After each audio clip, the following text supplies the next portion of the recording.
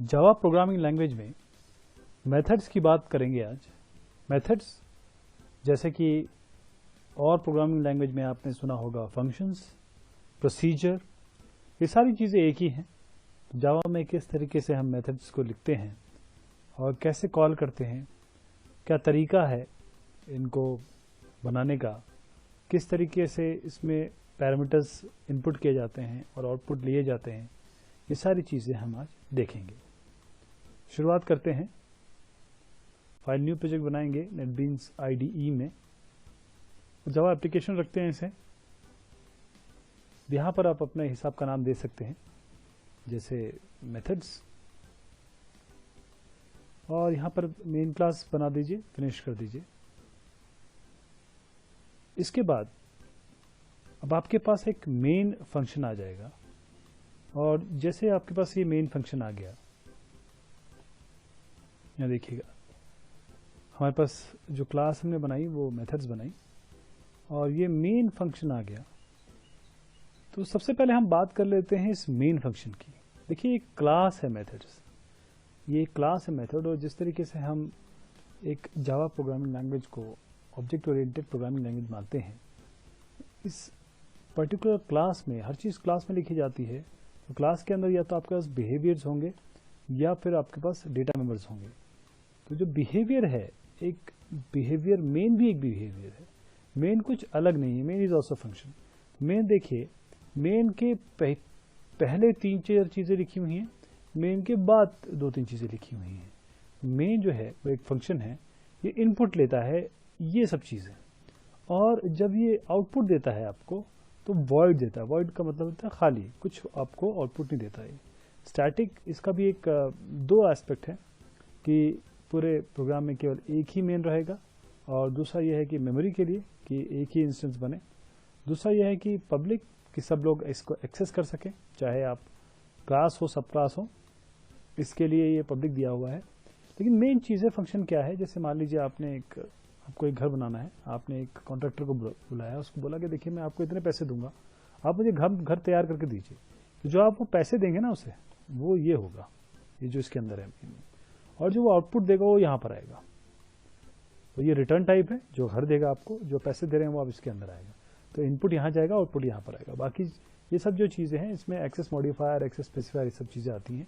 Main मुद्दा आपका input और आउटपुट का है एक फंक्शन के तौर पे। तो क्या करते हैं कि एक छोटा सा प्रोग्राम लिखेंगे, इसमें हम स्क्वायर निकालेंगे वैल्यूज़ का।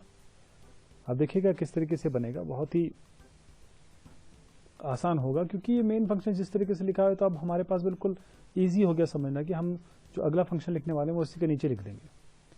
और सबसे पहले क्या करेंगे, फंक्शन का बॉडी बनाते हैं। फंक्शन की बॉडी, यानी कि जैसे ये फंक्शन लिखा हुआ है मेन फंक्शन, इसी तरीके से फंक्शन की बॉडी हम जो बनाने वाले हैं। तो हम एक फंक्शन बनाएंगे स्क्वायर करने का। अब स्क्वायर करेंगे तो कोई ना कोई वैल्यू इसमें डालनी पड़ेगी, देनी पड़ेगी कि भाई इस नंबर का स्क्वायर करिए। तो एक वैल्यू इसमें पास कर देते हैं, मान लीजिए नंबर। ये फंक्शन क्या करेगा, जो भी नंबर इसमें आएगा, जो भी नंबर इसमें पास किया जाएगा या इसको दिया जाएगा, उसका ये आपको आउटपुट देगा। जैसे जो पैसे आप कॉन्ट्रैक्टर को दे रहे हैं वो पैसे यहाँ पर नंबर हो गए, और जो ये आउटपुट आपको देगा वो भी, क्योंकि स्क्वायर होगा किसी चीज़ का, तो वो भी आपके पास इंटीजर रिटर्न करेगा। ये इनपुट है, ये आउटपुट है, ध्यान दीजिएगा।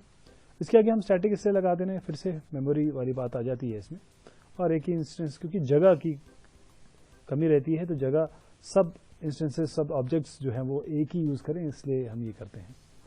अब जो फंक्शन बॉडी है ये ब्रेसेस के अंदर आएंगी। ये जो ब्रेस है इसके अंदर आप वो चीज़ लिखेंगे जिसे हम फंक्शन के स्टेटमेंट्स कहते हैं या फंक्शन की बॉडी कहते हैं। तो यहाँ पर हम ज़्यादा कुछ ना लिख के, क्योंकि फंक्शन कुछ रिटर्न करेगा। जैसे आपने पैसे दिए तो घर वापस हुआ ना, इसी तरीके से नंबर दिए तो ये आपको स्क्वायर रिटर्न करेगा।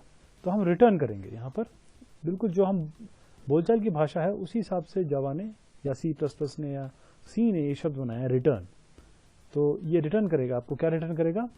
अब स्क्वायर कैसे निकलता है, number into number, number square, number into number, simple वही चीज़ कर देंगे। इंटू एस्ट्रिक का साइन यूज़ करते हैं मल्टीप्लिकेशन में, तो ये नंबर इंटू नंबर हो गया, ये रिटर्न करेगा आपको। जैसे हमने मेन फंक्शन बनाया वैसे हमने एक स्क्वायर फंक्शन बनाया। अब मेन क्या होता है, क्योंकि ये मेन फंक्शन होता है, यहाँ से सब चीज़ें कॉल होती है। क्योंकि जब प्रोग्राम, मान लीजिए ये प्रोग्राम कंपाइलर आ रहा है, वो यहाँ पर जाके मेन के अंदर एंटर हो जाएगा। तो मेन के अंदर से ही सब चीज़ें हो रही, मतलब ये जो 15वीं लाइन और 17वीं लाइन इसी तक प्रोग्राम चलता है। तो अगर स्क्वायर को कॉल करना है या स्क्वायर के बारे में बात करनी है तो हमको यहीं से करनी होगी, यानी कि आवाज़ यहीं से लगानी होगी। तो हम क्या करते हैं, एक जैसे हमने यहाँ नंबर बनाया है, यहाँ पर भी नंबर बना देते हैं, कोई बात नहीं, और कोई वैल्यू पास कर देते हैं, मान लीजिए 5 का स्क्वायर निकालने की कोशिश करते हैं। और क्या करते हैं कि यहाँ पर सिस्टम डॉट आउट डॉट प्रिंटल, वैसे तो इसको कॉल करने का तरीका ये है कि आप किसी इंट रिजल्ट में आप पहले ले लीजिए इसको, रिजल्ट इज इक्वल टू, क्योंकि ये रिजल्ट इंटीजर है, और स्क्वायर यहाँ पर फंक्शन कॉल कर लीजिए, बहुत इजी है कॉल करना। स्क्वायर कॉल कर लीजिए और ब्रैकेट में सीधा वैल्यू डाल दीजिए। बस यहाँ पर कुछ भी नहीं लिखना है, इस तरीके से कोई नाम वाम नहीं लिखना है, क्योंकि ये एक्चुअल पैरामीटर है 5 और ये जो है वो फॉर्मल पैरामीटर है 5। जैसे ही आप इसमें डालेंगे ये फटाफट ये कॉल हो जाएगा, 22वीं लाइन पे आ जाएगा, और ये 5 जो है इस नंबर को मिल जाएगा, मतलब असाइन हो जाएगा। 5 यहाँ जैसे क्या, रिटर्न 5 × 5, तो यहाँ पर रिटर्न कर दिया। अब रिटर्न जो कर रहा है वो हमने कहाँ ले लिया, रिजल्ट में ला के ले लिया। रिजल्ट में स्क्वायर फंक्शन का रिजल्ट हमने कैच कर लिया एक तरीके से, या ले लिया। अब देखिए अगर मैं इस रिजल्ट को प्रिंट कराना चाहूँ तो मेरे पास system dot out dot println है, यहाँ पर हम कर सकते हैं ऐसे, देखिए सिस्टम आउट नंबर, यानी कि जो भी नंबर आएगा स्क्वायर इक्वल्स, और यहाँ पर प्लस करके हम रिजल्ट लिख सकते हैं, और इसको बंद कर सकते हैं। अब जरा इसको रन कराते हैं।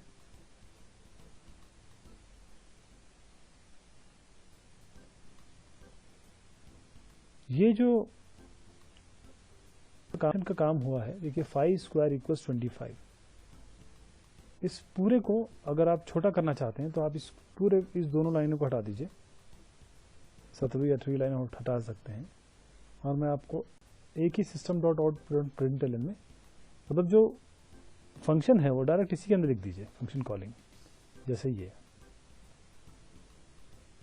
देखिए नंबर स्क्वायर इक्वल्स, यहीं पे मैंने फंक्शन को कॉल कर लिया। इसे फंक्शन कॉलिंग करते हैं, ये फंक्शन कॉल हो रहा है ये फंक्शन की, इसको हम डेफिनेशन कहते हैं। यहाँ पर हम डिफाइन कर दिया ना हमने, और एक मेथड्स के अंदर जो भी फंक्शन आएंगे वो सारे इस क्लास के अंदर लिखे जाएंगे, अलग अलग फंक्शंस। जैसे मैं आपको एक छोटा सा उदाहरण दे दूं कि एक फंक्शन और लिखते हैं हम, इसी फंक्शन को मैं कॉपी पेस्ट कर देता हूँ। देखिएगा आप कितना आसान है।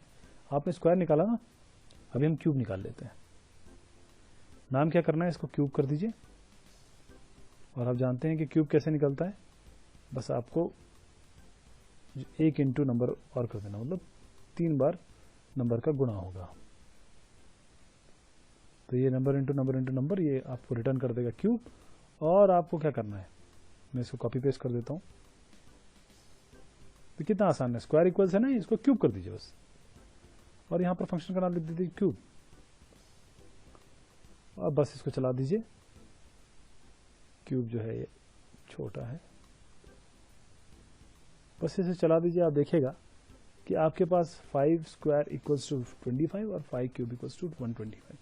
बेसिकली अगर मैं आपको एक नक्शल में कहूँ तो फंक्शन जो होते हैं, मेथड्स जो होते हैं या प्रोसीजर जो होते हैं, ये आपके काम को विभाजित करने में होते हैं, क्योंकि एक आदमी एक प्रोग्राम सारे काम नहीं कर सकता। अगर एक काम करता है तो उसको हैंडल करना बहुत मुश्किल हो जाएगा। तो आप अपना काम जो है आउटसोर्स करते हैं, आप अपने डिफरेंट फंक्शंस बना के उनको काम आउटसोर्स कर देते हैं कि देखिए भाई आप फैक्टोरियल निकाल के दीजिए, आप क्यूब निकाल के दीजिए, आप डिफरेंशियल इक्वेशन सॉल्व करके दीजिए। ऐसे सर अलग बना दिए और जो रिजल्ट है उनको कंबाइन करके मेन क्या करता है, एक्यूरेट रिजल्ट देता है। तो होप कि आपको फंक्शन के बारे में थोड़ा सा बहुत आइडिया लग गया होगा जो आप प्रोग्रामिंग लैंग्वेज में। बहुत शुक्रिया, बहुत मेहरबानी।